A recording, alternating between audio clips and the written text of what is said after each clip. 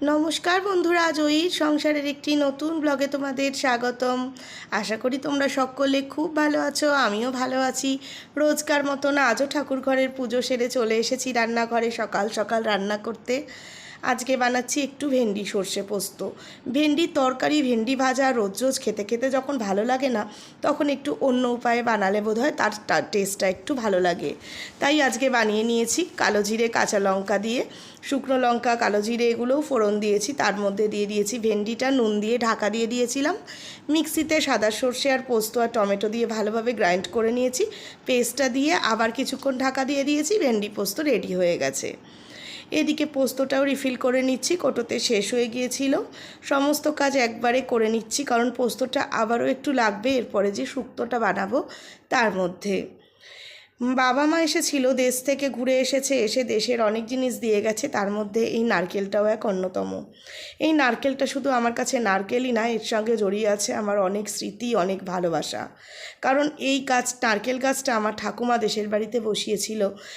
যখন বসিয়েছিল তখন বারবার করে সবার কাছে বলতো, যখন আমার নাতনিদের বিয়ে থা হয়ে বাচ্চা হবে, তখন সেই বাচ্চারা এসে যখন খাবে তারা বলবে তাদের বম্মা বসিয়ে দিয়ে গেছে। আজ সেই মানুষটা আর নেই, তাই নারকেলটা দেখে সবার আগে সেই স্মৃতিগুলোই মনে পড়ে গেল। বানালাম একটু মেয়ের জন্য ব্রেকফাস্ট। রুটিটাকে আর পরোটা করে আলাদা করে তেল দিয়ে না ভেজে প্লেন অমলেট দিয়ে একটু রোল মতন করে দিলাম, তাহলে একটু ভালো খাবে। এদিকে আমি ওয়াশিং মেশিনটাও চালিয়ে নিয়েছি। আর আরেকটা রান্না যেটা বাকি আছে বললাম না, সেটা বসিয়ে দিয়েছি, শুক্তোটা। রাঁধুনি ফোড়ন দিয়েছি, দিয়ে সমস্ত সবজিগুলোর আগে দিয়ে নিয়েছি উচ্ছে দেওয়ার পরে উচ্ছেটা ভাজা ভাজা হয়ে যাওয়ার পর তুলে রেখে বাকি সবজিগুলো দিয়ে পরে উচ্ছেটা দিয়ে নিয়েছি। এতেও দিয়েছি সাদা সর্ষে পোস্ত, আর দেওয়ার পরে লাস্টে দিয়ে নিয়েছি বেশ খানিকটা দুধ। এইভাবে দুধ দিয়ে সর্ষে পোস্ত দিয়ে এই যে শুক্তোটা, এটা খেতেও ভালো লাগে। আর গরমকালে দেখবে একটু এরম পাতলা শুক্তো হলে খেতে খারাপ লাগে না। লাস্টে নামানোর আগে একটু আদা গ্রেট করে এর মধ্যে দিয়ে দেবো।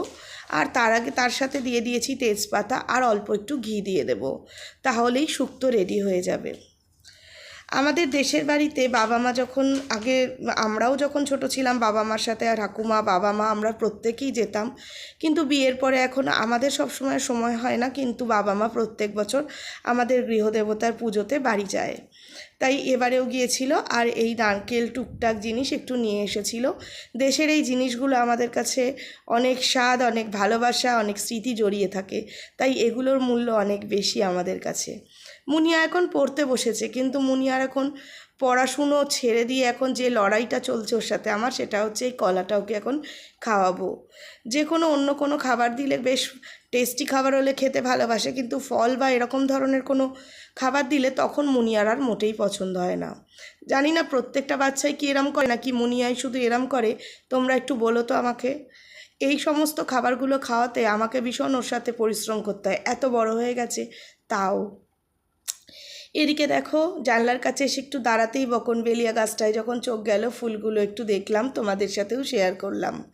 আর যে গাছটা নিয়ে একটু চিন্তা হচ্ছিল, হলুদ বকনবেলিয়াটা, ওটাতেও দেখছি ছোট্ট ছোট্ট করে এখন আবার ফুল আসছে।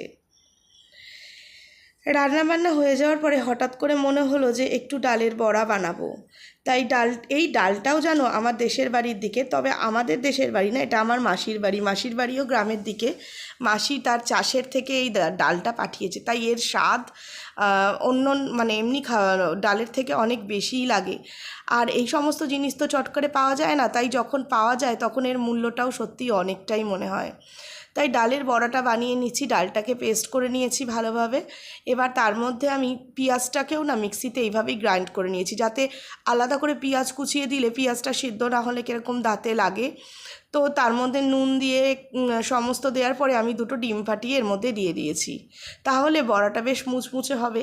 এরকম ডালের বড়া দিয়ে শুকনো ভাত খেতেও কিন্তু খুব ভালো লাগে।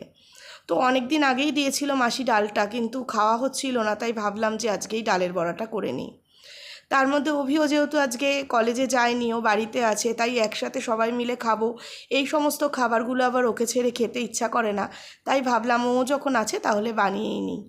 তাই এখানে গরম গরম সবার শেষে ডালের বড়াটা ভেজে নিচ্ছি, খেতে খুব ভালো হয়েছিল। লাঞ্চ সেরে মুনিয়া এখন দোলনায় বসে আছে, মুনিয়াকে বলছি একটু চল, এখন রেস্ট নিবি। তো ওখানে ও ঠাম্মিও বসে আছে যেহেতু, তাই তার সঙ্গে সঙ্গে মুনিয়াও বসে আছে। যাক, একটু দোল খেয়ে নিক, তারপর ঘরে গিয়ে একটু রেস্ট নেবো। এইমাত্র লাঞ্চ সেরে এলাম, এখন বসে আছি, তোমাদের সঙ্গে একটু কথা বলছি, একটু রেস্ট নেব। তারপরে আবার বিকালবেলা যা যা কাজ আছে সব করতে হবে। তো এখন যে জন্য আমি আরও ভিডিওটা করছি সেটা হচ্ছে, আজকে ও আমাকে একটা বড় ধোকা দিয়ে দিল। কি ধোকা না, আমি সকাল সকাল উঠে পুরো খাবার রেডি করলাম, ওর ব্রেকফাস্ট, তারপরে ও লাঞ্চে কি নিয়ে যাবে সব কিছু রেডি করলাম, আমাদেরটাও হয়ে গেল। তখন ও বলছে যে ওকে যখন ডাকছি যে স্নান করতে চলো যাও, তখন ও আমাকে বলছে আজকে যাবো না, আজকে শরীরটা ভালো লাগছে না। তোমরা বলো তখন কেমন লাগে? আরে আমিও তো তাহলে আজকে একটু ঘুমোতে পারতাম। তোমাদের তো তাও ছুটি আছে, আমাদের তো কোনো ছুটি নেই। তোমরা ছুটি নিলে আমরা একটুখানি অন্তত বেশিক্ষণ শুয়ে থাকতে পারি, ঘুমাতে পারি। তো আজকে ও আমাকে পুরো ধোকা দিয়ে দিল। বললাম তুমি এটা আমাকে আগে বলতে পারতে, বা কাল রাতে বলে, আমি বুঝতে পারিনি যে আমার শরীরটা এতটা খারাপ হবে। তোমরাই বলো এটা কি ঠিক করলো আমার সাথে? এমনিতেও মেয়ের স্কুল নেই, সেই কারণে ওর রান্নার জন্যই মেনলি এত তাড়াতাড়ি ওঠা। এখন দেখছে আর আসছে তোমাদেরকে বলছি বলে। যাই হোক, আর কি করা যাবে, সকাল সকাল উঠেই সকাল সকাল রান্না করলাম। আজকে সারাদিন রান্না করতে করতেই কাটলো। তারপরে একটু পকোড়া বানালাম, কারণ ও বাড়িতে নেই বলে আমরাও খেতে পারতাম না, না ওকে না দিয়ে খাবো না। তো সেটাও ভাবলাম না, ও তাহলে বাড়িতে আছে, তাহলে আজকে করি। শরীরটা ওর খুবই খারাপ, এটাও সত্যি কথা, কারণ কয়েকদিন ধরে এত রোদ, মানে এই সমস্ত, তারপরে ঠান্ডা জল খাওয়া, বৃষ্টিতে ভেজা, সব কিছু মিলিয়েও শরীরটা খুব খারাপ ঠিকই, কিন্তু আগের থেকে একটু জানতে পারলে আমরাও একটু রেস্ট নিতে পারতাম। ওদিকে মাও উঠে গেছে তাড়াতাড়ি, তো সেটা বলার জন্যই এখন ভিডিওটা করলাম। ইভিনিং বন্ধুরা, দুপুরের পরে এখন আবার অনেকক্ষণ বাদে তোমাদের সঙ্গে কথা বলছি। এখন বানাচ্ছি চা, কিচেনে দাঁড়িয়ে আছি, ঘেমে পুরো একাকার হয়ে গেছি, প্রচন্ড গরম লাগছে। চটপট চাটা বানিয়ে নিই, তারপর সবাই মিলে আজকে একসাথে খাবো। কবিও বাড়িতে আছে বললাম না, তো এখন বানিয়ে নিচ্ছি, তাই জন্য চাটা।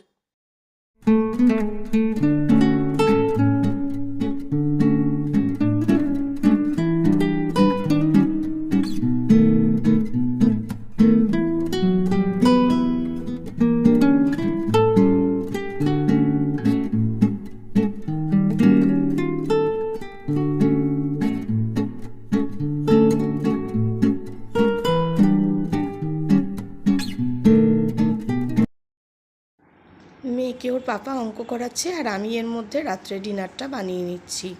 আজকে বানাবো পনির ভুর্জি। তো সেজন্য ক্যাপসিকাম আর টমেটো, আলু এগুলোকে কেটে নিয়ে তেলের মধ্যে দিয়ে দিয়েছি, দিয়ে একটু নুন দিয়ে ঢাকা দিয়ে দিয়েছিলাম। তো সবজিগুলো ভালোই নরম হয়ে গেছে। এবার এর মধ্যে একটু ড্রাই স্পাইসেস দিয়ে দেবো, হলুদ গুঁড়ো, জিরে গুঁড়ো, ধনে গুঁড়ো। খুবই সহজ রান্না, কিন্তু একঘেয়ে পটল ভেন্ডি খেতে খেতে যখন মানুষ ক্লান্ত হয়ে যায়, তখন এই ধরনের অন্যরকম একটু রেসিপি হলে খেতে খারাপ লাগে না। এই রকম ড্রাই স্পাইসেসগুলো দিয়ে আমি আবার বেশ কিছুক্ষণ নাড়াচাড়া করে নেব, যাতে মশলাটা থেকে তেলটা বেরিয়ে আসে। এবার আমি আবার ঢাকা দিয়ে দেব। দেওয়ার পরে যখন দেখব সবজিগুলো খুব ভালো মতন একদম নরম হয়ে গেছে, তখন এর মধ্যে অল্প করে একটু গরম জল দিয়ে দেব। এবার গরম জলটা দিয়ে গ্যাসের ফ্লেমটা বাড়িয়ে দেব। যখন এটা আবার ঢাকা দিয়ে দিচ্ছি, আর যখন ফুটে আসবে তখন আমি আগে থেকে গ্রেট করে রাখা যে পনিরটা রেখেছিলাম সেটা এবার ওপর থেকে দিয়ে দেব। গ্যাসের ফ্লেমটা বাড়ানোই থাকবে, আর আমিও খুন্তি করে সমানে এটাকে ভালোভাবে নাড়াচাড়া করতে থাকবো, যাতে লেগে না যায়। তবে এটা ছানা দিয়েও করতে পারো, আমার কাছে পনির ছিল বলে আমি পনির দিয়েই বানালাম। এমনি সময় তো পনিরের তরকারি অনেক খাওয়া যায়, কিন্তু এরকম পনির ভুর্জি বানালেও খেতে খারাপ লাগে না। এর মধ্যে আলু অ্যাড করতে লাগে না, কিন্তু আমার কাছে যেহেতু ক্যাপসিকামটা কম ছিল, তাই জন্য আমি একটু আলাদা করে আলুটা অ্যাড করলাম, যেহেতু একটু পরিমাণে বেশি হবে বলে। আলু অ্যাড না করলেও ভালো লাগবে। এরকমভাবে বেশ কিছুক্ষণ ফুটিয়ে নেওয়ার পরে যখন এটা বেশ থকথকে মতন গ্রেভিটা হয়ে যাবে, খুব বেশি ড্রাইও হবে না, খুব বেশি পাতলাও হবে না, তখন ওপর থেকে একটু ধনেপাতা কুচিয়ে দিলেই পনির ভুর্জি রেডি হয়ে যাবে। বানানোর পরে সবাই বলেছিল খেতে খুব ভালো হয়েছে, আর আমার মেয়েরও খুব ভালো লেগেছে। এটা একটু মিষ্টি মিষ্টি হবে, যেহেতু এটা একটা নিরামিষ রেসিপি, তাই জন্য একটু মিষ্টি না দিলে খেতে ভালো লাগবে না। তো পনির ভুর্জি রেডি হয়ে গেছে, এবার ডিনারটা সার্ভ করে দেবো সবাইকে। আজকের ভিডিওটা এই অবধিই থাকলো। তোমাদের ভালো লাগলে তোমরা লাইক করো, যারা সাবস্ক্রাইব করোনি চ্যানেলটা সাবস্ক্রাইব করো। তোমরা ভালো থেকো, সুস্থ থেকো, সাবধানে থেকো। আজ আসি তাহলে।